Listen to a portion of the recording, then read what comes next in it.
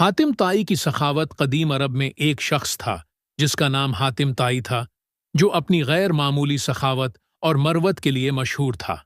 उनका नाम फयाजी का मुतरादिफ बन गया और लोग दौर दराज से उनकी मदद के लिए आते थे।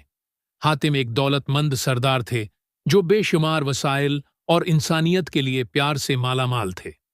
वो समझते थे कि दौलत को बांटना चाहिए और उनका दरवाज़ा हमेशा मुहताजों के लिए खुला रहता था।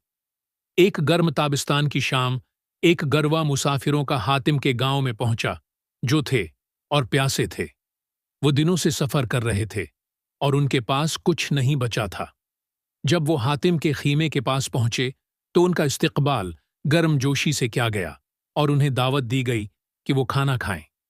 हातिम ने उनका इस्तकबाल किया और अपने मेहमानों को खाना खिलाने के लिए अपनी कीमती ऊंट को ज़ब्ह किया। मुसाफिरों ने हातिम की सखावत पर ताज्जुब किया और पूछा, हातिम, आप हमारे साथ ऐसा क्यों करते हैं? आप हमें नहीं जानते और हम आपके लिए अजनबी हैं।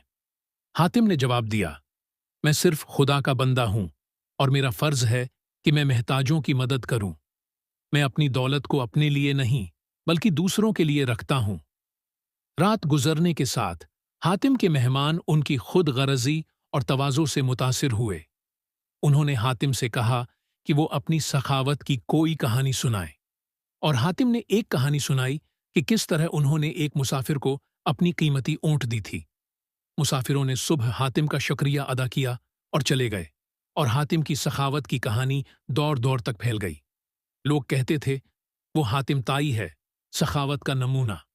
सालों गुजर गए और हातिम की दौलत कम हो गई, लेकिन उनकी नेक नामी बरकरार रही। वो महताजों की मदद करते रहे और उनकी सखावत ने बेशुमार लोगों को उनके नक्श कदम पर चलने की तरगीब दी। हातिम ताई की कहानी हमें याद दिलाती है कि हकीकी दौलत दौलत में नहीं, बल्कि हम दूसरों के साथ जो प्यार और मरवत बांटते हैं उसमें है।